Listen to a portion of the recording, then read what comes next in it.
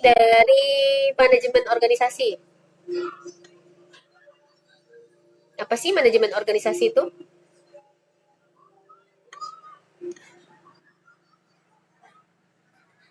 Apa?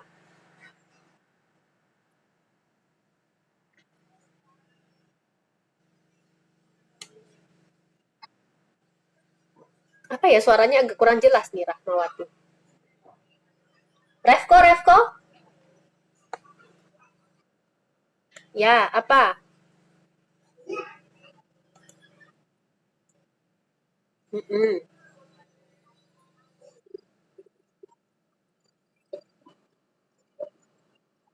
Untuk capai tujuan. Jadi suatu perencanaan manajemennya ya, yang dimaksud dengan manajemennya ya. Berarti mengatur suatu organisasi. Kita kan membahas tentang manajemen organisasi dalam mata kuliah Teknopreneur, ya. Nih, jadi dikatakan singkat, ya cukup jelas, ya. Dan ini kita akan membahas apa sih manajemen organisasi yang ada di lingkungan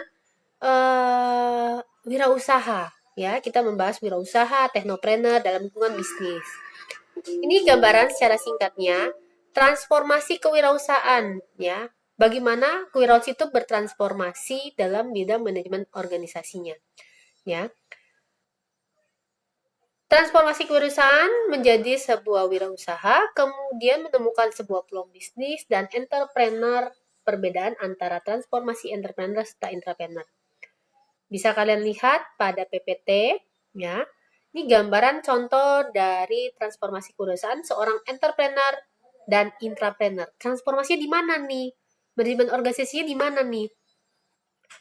Kalau kalian lihat sini ada bintang, kotak, kemudian segi 5, ya 1, 2, 3, 4, 5 ya. Ini gambaran tentang entrepreneur.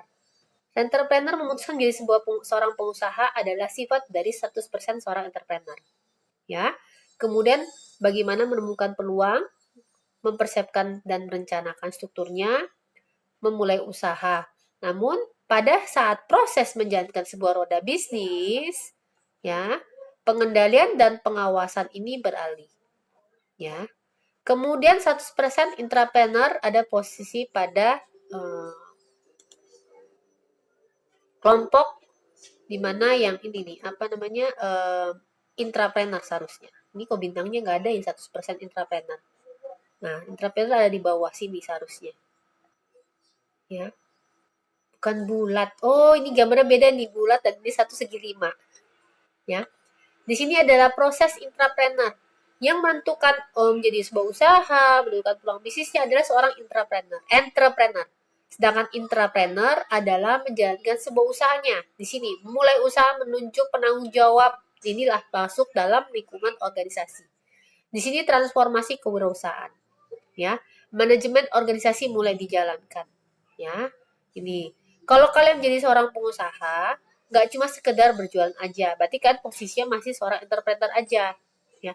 Tetapi ketika kalian mau mengembangkan usaha menjadi sebuah usaha yang besar, kemudian menambah tenaga kerja, ya, di sini sudah mulai jiwa seorang intrapreneur. Tidak semuanya bisa. Terkadang kita membutuhkan seorang namanya intrapreneur yang sering dikatakan adalah pebisnis gitu ya. Pebisnis gitu ya, yang bisa mengatur proses bisnis atau menjalankan sebuah perusahaan. Contohnya kayak ibu ya di perguruan tinggi. Siapa sih yang punya kampus Dharma Jaya ya?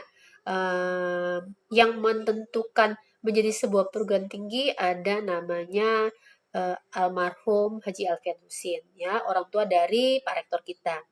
Dan situ yang memutuskan menjadi sebuah perguruan tinggi. Awalnya kursus dulu, Dharma Jaya itu kursus dulu ada di ruko yang ada di Koga. Nah, kalau kalian ke Koga ya, itu dulu di situ ada namanya apa sih? Eh apa ruko yang jualan bunga ya, Dian Flower ya kalau nggak salah. Persis deket Geprek Bensun sekitar situ. Nah, deretan ruko situ Dharma Jaya pertama kali kursusnya dibangun. Kemudian baru mulai berkembang lagi itu 97. Kemudian tahun 2000-an kalau nggak salah mulai pindah ke Raja Basah. Nah, di sini mulailah dibentuk intrapreneur. Mulai dicari tenaga-tenaga kerjanya tidak hanya pengajar ya, untuk membangun sebuah organisasi yaitu Lembaga Pendidikan Dharma Jaya dari yang khusus. Nah, menjadi sebuah perguruan tinggi. Di sini adalah proses seorang intrapreneur menjalankan roda bisnisnya, bagaimana mencapai target usahanya, hingga mengembangkan dan mudah-mudahan tidak menutup usaha ya. Di sini adalah keputusan dan kebijakan dari intrapreneur. Di sini gambaran transformasi. Bisa dipahami? Berubah dari wirausaha kemudian menjadi intrapreneur, organisasi. Itu. Tanggung jawab entrepreneur dan intrapreneur. Ya, di sini ada uraiannya. Untuk seorang intrapreneur dan intrapreneur memiliki perbedaan. Perbedaan dalam kepemimpinan, di sini perbedaan kepemimpinan dalam sebuah manajerial, ya, memiliki anak buah dan lain sebagainya. Seorang entrepreneur memiliki tanggung jawab yang 100%, sedangkan manajerial atau intrapreneur pengelolanya tidak bertanggung jawab 100%. Ya. Penentu visi dan misi adalah seorang entrepreneur. Pelaksananya adalah seorang intrapreneur. Kemudian profesionalismenya terhadap dari suatu bisnis. Kalau di intrapreneur, profesionalismenya dalam suatu organisasi. Jabatannya yang biasanya disebut komisaris atau pemilik modal usaha ya. Sedangkan di sini adalah direksi. Yang direksi kalau di kampus Dharma Jaya itu kelompoknya seperti wakil rektor, kemudian apa namanya jajarannya kepala biro ya, kepala bagian, ini direksinya. Kemudian posisinya entrepreneur bisa berada di luar organisasi ataupun dia tergabung dalam satu organisasi. Namun kebijakan-kebijakan organisasi itu ditentukan dalam kelompok intrapreneur. Posisinya berada dalam organisasi. Ya. Tugas seorang entre dan intra, ya. Ini secara singkat ada penjelasannya nih. Menentukan, mengangkat tanggung jawab, di sini membuat tata tertib, menentukan, merencanakan, mempersiapkan lokasi, merencanakan prosedur. Ini yang gini, entrepreneur itu menciptakan dulu, mengkreasikan dulu gambarannya seperti apa, kemudian ketika sudah dibentuk pola seperti apa yang akan dibuat, maka intrapreneur yang bergabung dalam organisasi tersebut yang mulai mengembangkan, merencanakan strategi dan mempersiapkan hingga organisasi tersebut dapat berjalan dan terkendali dengan baik. Nah, ini gambaran fungsi-fungsi organisasi. Kalian semester berapa ya? 4. 4 dari semester 2, 3, 4. Ya lo kuliahnya daring terus ya? Kalau ke kampus, kan saya di kelompok organisasi, tergabung ada organisasi. Enggak, coba. Makanya ya, saya sekali ya, coba sebenarnya organisasi di kampus juga jalan kok, gitu ya. Memang beda suasananya. Tidak seperti pada saat normal biasa ya, sebelum COVID, ini banyak sekali aktivitas-aktivitas yang dilakukan di kampus. Namun demikian, sama seperti halnya ibu. Ibu di sini posisinya sebagai dosen mengajar kalian dan tidak terputus. Artinya kalian pun masih bisa tergabung dalam organisasi. Ya, dalam organisasi. Untuk bisa merasakan kayak apa sih organisasi itu juga. Oke, ini proses di perencanaan. Kalau kita sering dengar POAC, planning, organizing, biasanya planning dulu, planning, organizing, actuating, kemudian controlling, ya bisa actuating atau directing pengarahan. Di kelompok perbeda-bedaannya, gambaran struktur organisasinya dari presiden, direktur, wakil direktur adalah kelompok manajemen puncak. Ya, setiap organisasi bisa berbeda-beda tergantung kemampuan dari organisasi tersebut. Ketika semakin berkembang, maka bisa dipecah menjadi pimpinan-pimpinan manajemen, misalnya kepala biro. Namun bisa juga dipangkas, ya, disusutkan lagi. Jadi tergantung kemampuan dari organisasi. Gitu ya. Kalau usaha kecil gimana? Kalau UMKM biasanya itu yang awal-awal yang ngerjain dia, yang ngejual dia, gitu kan, yang ngebungkusnya iya gitu ya. Tapi ketika sudah mulai semakin berkembang, produksinya semakin banyak, nggak bisa dilakukan sendiri. Pasti harus ada pembentukan suatu minimal suatu organisasi, walaupun skupnya kecil. Ya, nah itu tugas kalian kalau nanti kalian ikut PKPM misalnya ya, kemudian yang di apa yang di pengabdiannya kepada UMKM. Dibangun organisasinya, ya. Ditentukan siapa tim-timnya. Ini contoh desain-desain organisasi. Terlihat ya, contoh desain-desainnya. Ini berdasarkan fungsi, berdasarkan suatu produk, ya. Kemudian ada berdasarkan matriks. Jelaskan singkat secara bagian metrik ini ya. Ini ada kalau metrik itu kelompok-kelompok dari satu proyek atau tugas, ya. Nih, manajer pemasaran, manajer produksi, ada manajer misalnya research and development, SDM, manajer keuangan, ya. Ini berdasarkan metrik melakukan suatu proyek. Proyeknya apa nih? Gitu. Kemudian ada proyek kedua atau proyek ketiga. Dan ini ada kerjasama dari tiap unsur-unsur manajer. Ya, masing-masing punya tanggung jawab di garis di sini. Yang vertikal ke bawah itu masing-masing punya tanggung jawab. Tetapi ketika ada suatu proyek yang dikerjakan, ada keterlibatan antara seluruh unsur manajer yang ada. Ya, nih di sini kalau garis vertikal adalah profesionalisme dari suatu fungsi. Ya, ini fungsi dan profesional manajer produksi, tetapi ada suatu proyek, maka ada kerjasama dengan semuanya. Misalnya, mau menciptakan suatu produk baru. Produk baru kan nggak bisa langsung tercipta begitu saja, ya. Produk baru pasti ada, misalnya di research dulu, ya. Gimana caranya di research dan dikembangkan. Yang menarik nih, ada contoh Pocari Sweat. Ada yang tahu Pocari Sweat? Ada yang tahu Pocari Sweat? Oh, nggak ada suaranya ya? Tahu ya, minuman, ya, minuman. Itu diminum tepatnya seperti apa sih, pada saat apa ya Pocari Sweat itu diminum?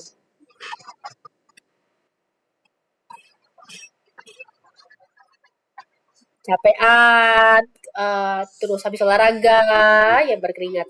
Ini ada kisahnya, cerita dari bagaimana mengembangkan suatu produk Pocari Sweat, ya gitu.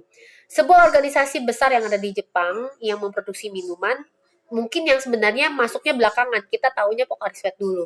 Tapi pada akhirnya muncul yang namanya Oranamin C. Tahu ya, Oranamin C sebenarnya kayak bukan C1000. Kalau kita kita punya kan lokal kita yang C1000 ya. Nah, ada yang Oranamin C yang botolnya coklat, itu juga sebenarnya produk dari Pocari Sweat. Nah, justru awalnya Oranamin C dulu yang terkenal yang di Jepang. Belakangan baru masuk Indonesia setelah Pocari Sweat. Pengusahanya, pemiliknya itu pengen jaya bagaimana bisa juga hebat mengembangkan produk minuman yang hampir sama suksesnya seperti Oranamin C. Nah, maka dilakukanlah riset, ya, riset, ya, apa namanya, proyeknya. Dia menugaskan, pemilik ini menugaskan kepada kepala penelitinya untuk membuat produk minuman baru, sehingga direktur baru itu juga apa, memiliki suatu karya, ya, yang bisa diwariskan lagi ke penerus berikutnya. Lama sekali loh pembuatan untuk Pocari Sweat ini dia. Banyak cara, penelitiannya itu sekitar beberapa tahun.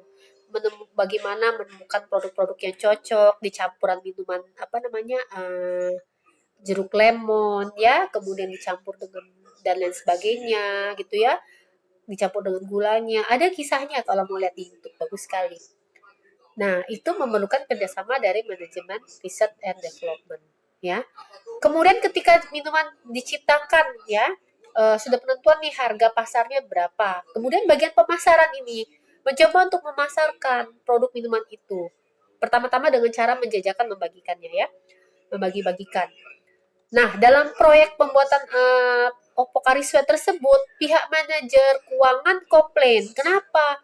Banyak sekali biaya yang harus dikeluarkan, ya, tidak untung, tapi yang ada keluar biaya terus, promosi terus, promosi terus. Nah, inilah fungsi dari manajemen keuangan yang juga melakukan apa namanya, memberikan masukan terhadap proyek Pocari Sweat tersebut, ya. Kemudian manajer SDM juga terlibat dalam hal bukan memasarkannya, tetapi mungkin menyiapkan tenaga kerja, ya, menyiapkan tenaga kerja untuk memasarkan. Si pemilik ini tetap, pokoknya gak peduli. Saya yakin produk ini akan laris gitu ya. Dia meyakinkan kepada dewan-dewan direksi tadi, dewan direksi dan manajernya bahwa produk ini akan laris. Selama 1 tahun dibagikan secara gratis. Pasti hal ini membuat manajer keuangan kalang kabut ya. Bagi gratis loh, sama 1 tahun. selama 1 tahun ya. Dan efeknya yaitu setelah 1 tahun mereka merasakan bahwa minuman ini nikmat. Gitu ya. 1 tahun lama prosesnya. Kalau kita sekarang mah rugi ya yang ada. Tapi karena perusahaan ini juga perusahaan besar, mungkin ada subsidi silang dari dananya sehingga bisa bertahan. Dan cocoknya minuman itu lebih nikmat diminum pada saat kita berkeringat. Makan judulnya apa ya? Pocari Sweat. Sweat berkeringat ya. Dia akan mengembalikan ion-ion dalam tubuh. Nah, ini contoh dari gambaran misalnya struktur organisasi dan organisasi berdasarkan suatu proyek. Ya, mungkin ada proyek berikutnya, dan itu kerjasama link antar semua pihak manajer. Ya. Kemudian kita membahas singkat sedikit tentang manajemen sumber daya manusia. Nah, ini manajemen sumber daya manusia dalam suatu organisasi, ya, perekrutan, seleksi, sosialisasi. Gambarannya seperti apa sih? Mungkin bisa cerita nggak, Refko? Kira-kira apa yang dilakukan nih kalau perekrutan? Bisa nggak kamu cerita nih, mulai dari perekrutan itu ngapain, seleksi itu seperti apa? Contohnya kamu mau punya usaha, kemudian apa yang kamu lakukan dalam mengelola sumber daya manusia? Refko, Refko ya tadi ya. Refko, Refko, ya. Refko, mute bergabung dengannya. Coba kok, kamu kalau punya usaha, kira-kira apa yang kamu lakukan dulu nih? Manage sumber daya manusia. Kalau Oh, soal putus-putus. Kalau kamu punya usaha, mau usaha kecil, mau usaha besar, ya, bagaimana kamu memanage sumber daya manusia? Dimulai dari perekrutan. Bentar, ini suaranya berisik.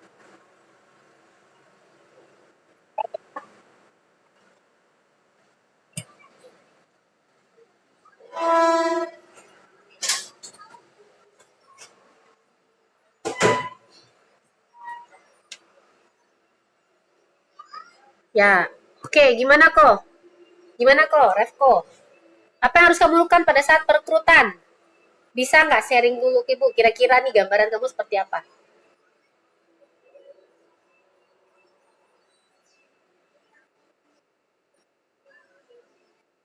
Ya, gimana kamu mulai merekrut orang?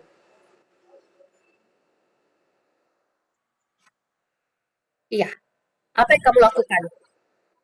Langsung ngambil gitu orang, tenaga kerja di jalan? Gimana?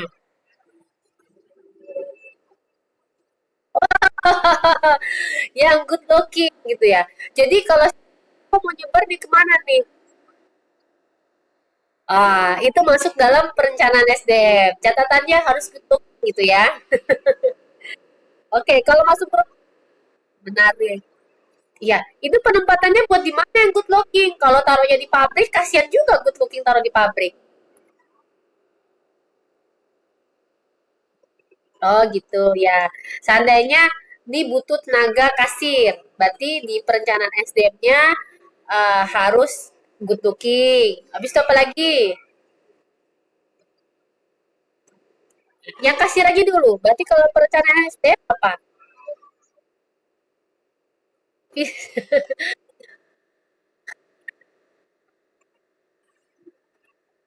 Sebenarnya nggak sekarang, dari dulu kok. Kalau ibu katakan dari dulu sebenarnya sudah seperti ini memang. Kalau untuk berada di posisi frontliner, ya. Kalau dia berada posisinya tidak di frontliner, ya biasanya sih memang tidak terlalu mengandalkan lookingnya ya, good lookingnya. Ya. Kalau tadi ngomongin kasir, ini masuk posisi perencanaan. Apalagi yang diperlukan lagi? Harus apa? Yang lain mau nambahin? Pengalaman dalam hal apa?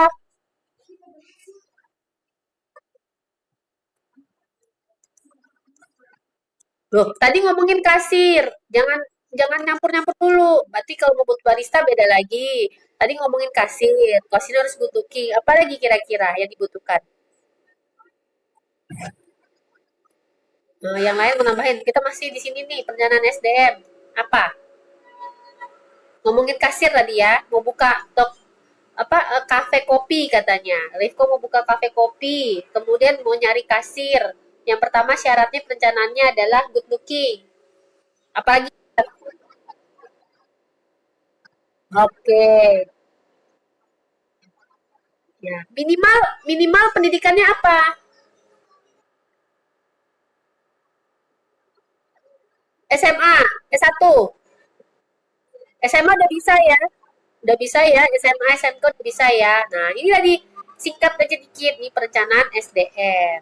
Terus gimana proses perekrutannya? Sukron, Sukron Wijaya, kira-kira mau kasih komen apa Sukron? Proses perekrutannya gimana nih? Ngambil gitu di jalan? Apa? Gimana Sukron? Devi gimana Dev? Monggo Dev. Apa? Buka apa? Buka lowongan. Hmm, lowongan. Ya, ya. Macam-macam ya perekrutannya. Sebentar. Ya. Tolong kecilin nak. Iya, boleh sih, nggak salah melalui orang dalam dulu. Kenapa? Proses perekrutan itu kalau kita pasang iklan, kemudian yang mendaftar pasti berjubel-jubel banyak, ya. Kemudian jadi akan membuat biaya proses apa namanya memanage sumber daya manusia ini juga biayanya lebih besar gitu ya.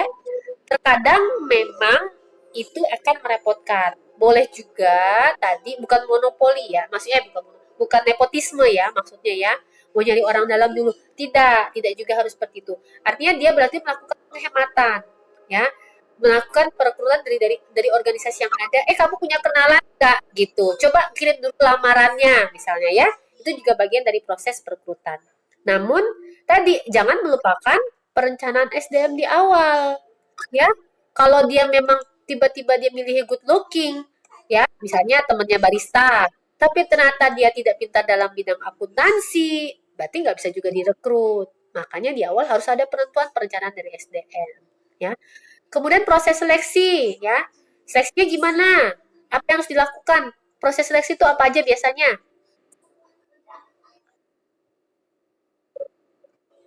Apa kira-kira? Biasanya seleksi ngapain? Belum pernah ya proses seleksi ya? Pasti seleksi berkas. Iya, seleksi berkas dulu kan.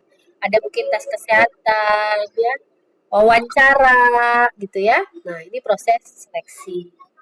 Sosialisasi, ini gambarnya seperti apa? Sosialisasi itu seperti apa?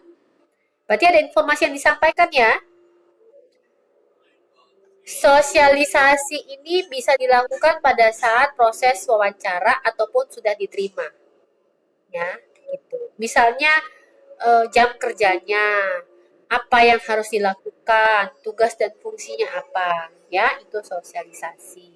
Kemudian pelatihan, pelatihan terkadang kalau misalnya baru merekrut fresh graduate, ini mungkin diperlukan. Kalaupun tidak dilakukan pelatihan, biasanya ada pihak, misalnya rekan yang lainnya memberikan, tolong dong training sekitar 3 bulan diajarin dulu. Yang penting intinya harus ditatar dulu, dilatih dulu, ya. Tidak mungkin langsung dibiarkan begitu saja. Seprofesionalisme orang, kalaupun baru masuk di suatu organisasi yang baru, pasti dia akan bertanya dulu, bagaimana pola organisasi tersebut. Maka ada yang namanya pelatihan. Penilaian prestasi kerja. Kapan penilaian prestasi kerjanya? Biasanya kapan? Melakukan kerjanya iya, setelah misalnya 3 bulan di awal, ada 6 bulan, ya gitu. Ada yang pola tahunan, ya. Tapi kalau penilaian ini biasanya sih, kalau baru direkrut itu 3 sampai 6 bulan dulu.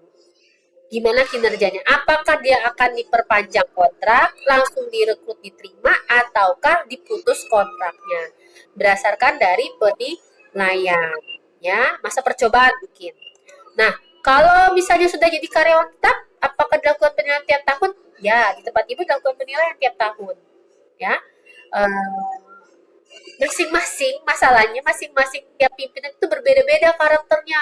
Ada yang tipenya nilainya ngasih kecil sama kayak kalian dosen ketemu dengan dosen, ada nilainya kasih nilainya standar dia suka ngasih 77 gitu. Ada suka yang ngasih bagus-bagus 80-an gitu ya. Ibu juga juga mengalami hal tersebut dalam hal penilaian di pimpinan yang berbeda-beda ya. Biasanya dapat standarnya 80-an. Kok tiba-tiba dapat pimpinan baru nilai standarnya cuma 70-an. Ternyata memang standar nilai yang bersangkutan beliau seperti itu, standar tertingginya. Ya. Nah, ini harusnya dibuat kriteria yang lebih detail ya. Misalnya ada range nilainya. Kalau satu tuh berapa, dua tuh berapa, lima tuh berapa ya, gitu. Karena tiap orang memiliki standar penilaian berbeda-beda. Promosi, transfer, demosi, dan PHK. Apa bedanya promosi, transfer atau mutasi, demosi, dan PHK? Ada yang tahu nggak bedanya?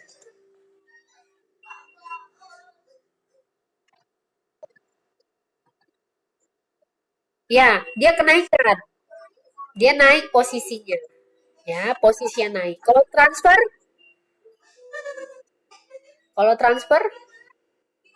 transfer berarti pemindahan unit ya. Ya, ya. Kemudian transfer ini biasanya kelompoknya ada dia masih standarnya jabatannya masih sama. Kalau dia staff pindah mungkin unit bagian yang lain.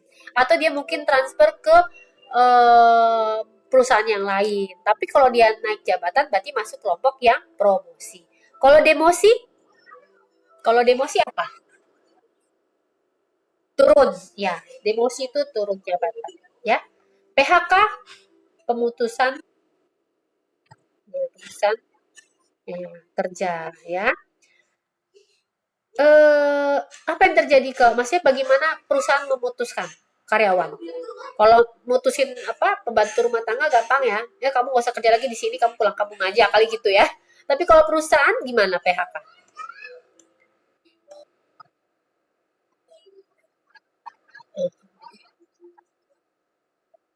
Oh, oke.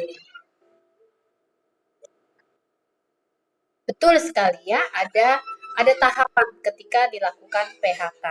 Namun ada juga kondisi yang tidak dilakukan apa tahapan tersebut. Seperti pada saat pandemi COVID kemarin, banyak beberapa perusahaan yang tiba-tiba kalau misalnya harus kolaps, bangkrut dan segala macam, maka harus dilakukan pemutusan secara sepihak.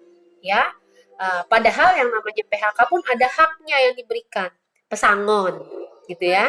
Ada pesangon. Nah, bagaimana perusahaan-perusahaan yang tidak mau memberikan pesangon, ya, tidak mau memberikan pesangon, eh, tapi prosesnya orang tuh supaya keluar dari perusahaan ya, bukan PHK, tapi dibuat bagaimana caranya agar karyawan tersebut mengundurkan diri. Kalau mengundurkan diri maka tidak ada pesangon. Ya, kalau mengundurkan diri tidak ada pesangon. Ini ada trik-triknya biasanya dilakukan oleh perusahaan ya, biar karyawan tersebut bisa mengundurkan diri. Ini gambaran penilaian prestasi kerja ya. Ada kelompok kemampuan, ada kelompok kemauan. Ya, kalau kemauannya rendah, maka buat apa direkrut terus? Kalau dia sedang, kemauannya sedang, maka bisa dilakukan misalnya pada proses di training, ya, dimotivasi, ya. Ini juga kemampuannya. Kalau kemampuannya juga tinggi, maka bisa layak dipromosikan. Kalau sudah kemauannya berkurang, posisi sedang, kalau apakah bisa di training atau dimotivasi. Ini gambarannya ya, sederhana gambaran seperti itu. Kalau kalian nanti merekrut orang suatu saat, amin, punya usaha ya, merekrut orang. Lihat nih dari penilaiannya, bagaimana, apa yang harus dilakukan, ya. Kalau udah nggak punya kemampuan juga nggak punya, diajar juga nggak ngerti-ngerti, udah. Yang ada kalian capek hati, lebih baik di PHK. Ya. Oke, itu tadi gambaran tentang manajemen organisasi. Next, kita 10 ya. Ada yang mau ditanya dulu?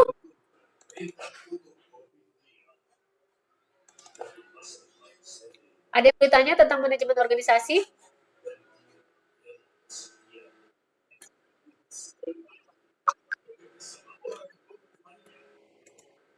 Suaranya agak terputus-putus kalian. Suara ibu cukup jelas? Kakak kurang jelas juga.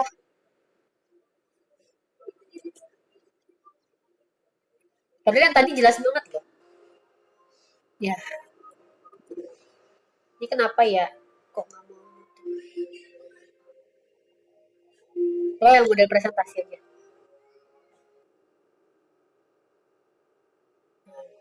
Sikat ya, kita masuk manajemen produksi ya. Nah, ini gambaran jenis manajemen produksi dalam skema konsep bisnis berbasis produksi. Basisnya produksi, ya. Ada pemasok, di mana basis produksinya? Di sini gambaran basis produksinya. Bahan baku yang diterima, kemudian dilakukan proses produksi. Ya, ini konsep bisnis berbasis pada produksi. Ya. Misalnya pisang, keripik pisang, ambil dari pemasok. Kemudian ada bahan bakunya diolah. Pasti pisangnya dikupas, dipotong-potong ya.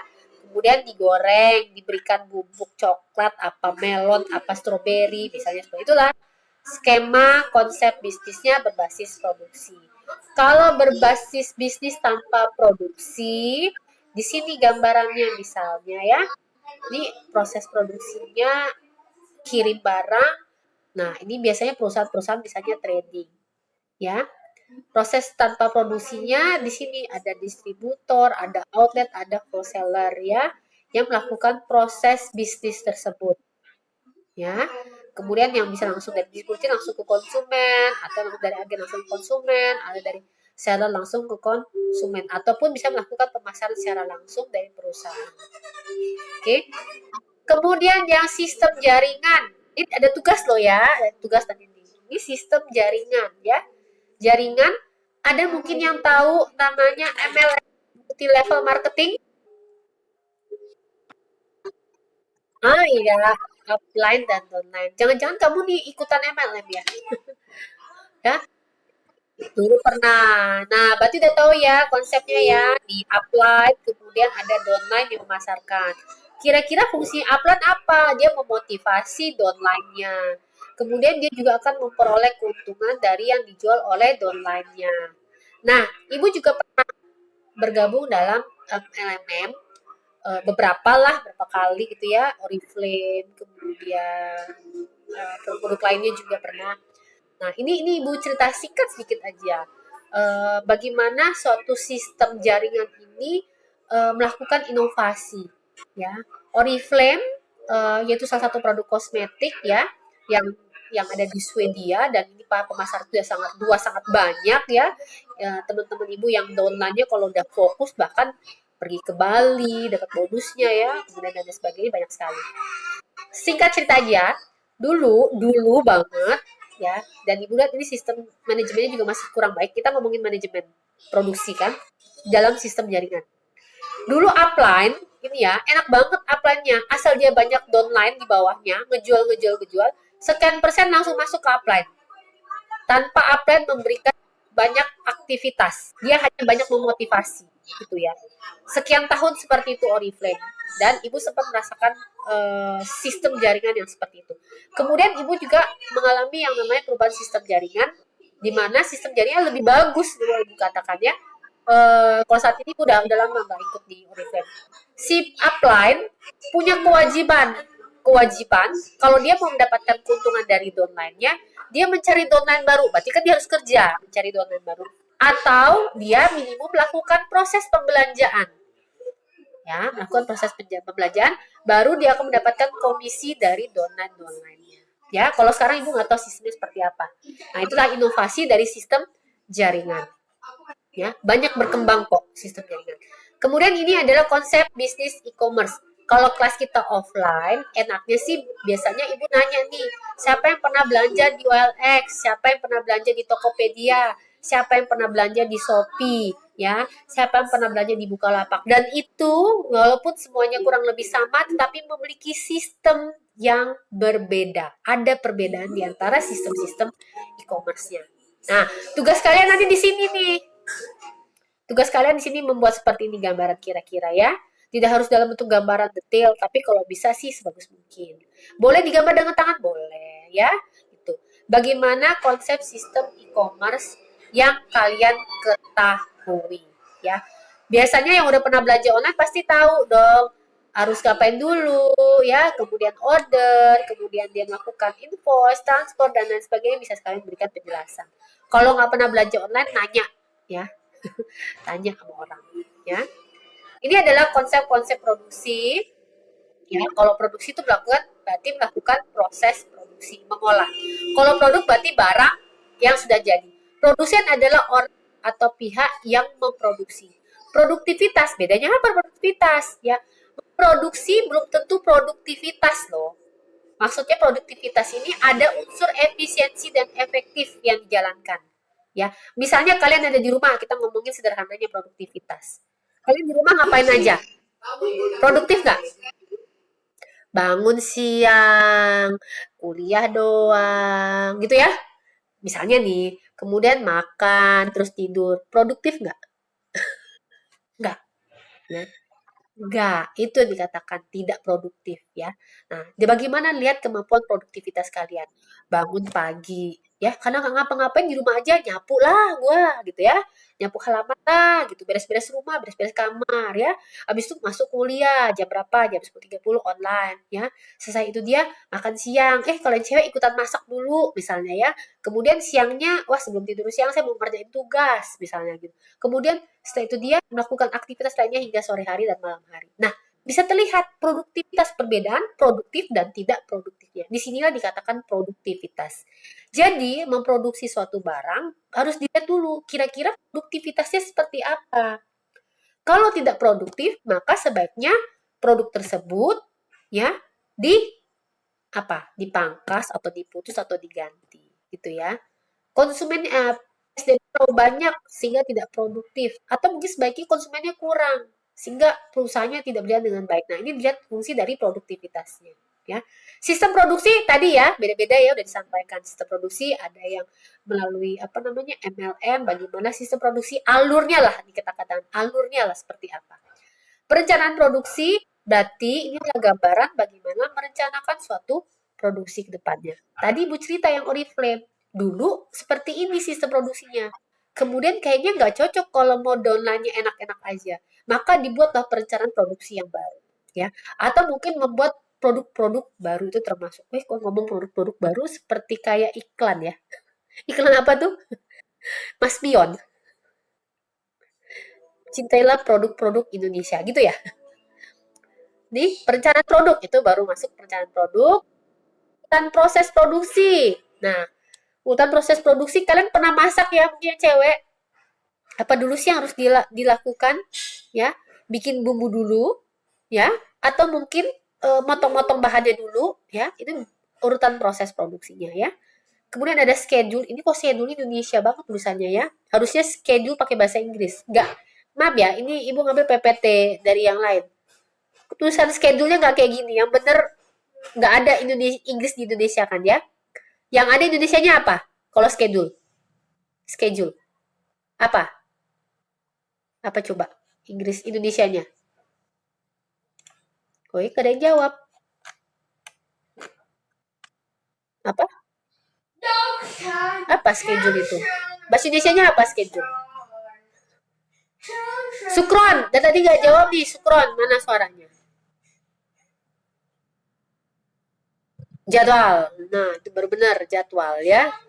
Order pabrik. Nah, melakukan proses order. Ini manajemen dari produksi, memanagenya seperti apa, melakukan perencanaan, pengendalian, sistem informasi. Sama seperti yang manajemen organisasi di awal Ibu sampaikan, pasti ada kolaborasi antar unit. Nah, di sini ada juga kolaborasi antar unit juga, ya.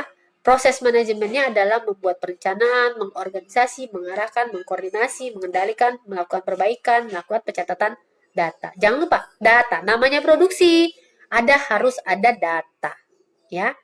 Karena gini, walaupun usahanya kecil-kecilan, ya, usahanya kecil-kecilan aja, kalau tidak dilakukan pendataan, tadi hilang bisa barang-barang, dimaling dan segala macam, ya gitu. Ibu juga pernah punya usaha kecil-kecilan dulu sih, parfum misalnya. Kok yang masuk sekian, biangnya sekian, tapi kok keluarnya sekian. Ternyata ini kan karena ada pencatatan ya dalam proses produksinya. Ya, begitulah. Kadang pegawai itu bisa berbeda-beda ya karakternya ya. Nah, yang harusnya botolnya sekian, tersedia kok botolnya jadi berkurang. Nah, ini dari pendataan data. Terlihat dengan dari catatannya. Oke, ini peran penting manajemen produksi. Ya, keputusan dari organisasi menentukan adalah ada mutu, produk, proses, lokasi, tata letak, dan sebagainya. Urutannya sebelah kiri. Contoh suksesnya dalam hal inovasi produk, bagaimana apa, memasarkan suatu produk ya, kemampuan pasarnya, volumenya itu berapa banyak, kemudian pelayanannya seperti apa, garansinya, sistem pembakaran dan lain sebagainya. Ini contoh suksesnya. Strategi yang dilakukan ini nih. Ini warna biru-biru di sini ada strateginya. Ya. Garansi makan siang 5 menit Pizza Hut. Pizza Hut setelah Covid apa yang dilakukan strateginya? Layanannya. Ada yang beli Pizza Hut? Dia menjual di pinggir jalan, ya. Ini bentuk layanan yang dilakukan, pelayanannya, ya. Harganya juga diturunin nih harganya, ya. Maka akan tercipta namanya keunggulan bersaing. Iya, kenapa? Ada yang nyaut, Bu? Masyarakat orang kecil, nak. Ya, kenapa tadi? Ada yang jawab, Bu? Hilang suaranya. Ini ya, keunggulan bersaingnya. Iya, bagaimana diferensiasi perbedaan dari produk yang ada dengan produk-produk yang lainnya, ya. Ini beda lihat dari diferensiasi. Produk Adidas sama produk Nike hampir sama ya, hampir sama ya. Kalau kita kata kita hampir sama, tapi ada perbedaannya loh. Apa perbedaannya? Diferensiasinya di mana? Gitu. Diferensiasinya di mana? Gitu. Kalau tidak salah, ibu juga bukan yang membeli Nike atau Adidas ya. Kalau nggak salah itu melihat dari iklannya ya, yang ditawarkan kan bisa melihat antara nih dua, antara Nike dan Adidas. Yang satu lebih menonjolkan kekuatan, ya. Yang satu lebih menonjolkan desain. Antara tuh dua, antara Adidas dan Nike. Mungkin kalian yang tahu ya. Perbedaannya di situ. Nah, disitulah diferensiasi. Padahal sama-sama produk untuk olahraga misalnya seperti itu. Nah, ini yang membuat keunggulan dia bersaingnya, diferensiasinya. Kemudian tanggapannya, responnya, siapa yang tercepat, ya. Kemudian kepemimpinan dalam hal biayanya. Nah, tidak ada yang nggak mau ya kalau harganya murah, benar nggak sih? Asal bukan murahan, ya. Biasanya kalau berkaitan dengan ini promo dan diskonnya, betul. Orang tetap akan membeli produk-produk yang harganya murah, kecuali dia segmennya memang segmen orang kaya yang sengaja nyari yang mahal, gitu ya. Nah, kalau dia murah, berkualitas, biasanya diberikan dalam bentuk diskon-diskon, promo-promo pada saat tertentu. Tidak setiap saat, karena biar tidak terkesannya murah. Nah, disinilah permainan memimpin dalam hal biaya. Gitu. Oke, nah N. N sampai di sini. Agak cepat kebut. Ini kelasnya hanya berapa orang, Bu lihat nih yang hadir. Yang lainnya kemana ya? Yang hadir di sini boleh aktifkan dulu videonya biar ibu kasih ada dokumentasi biar kelihatan loh dokumentasinya berarti yang hadir cuma segini orang ya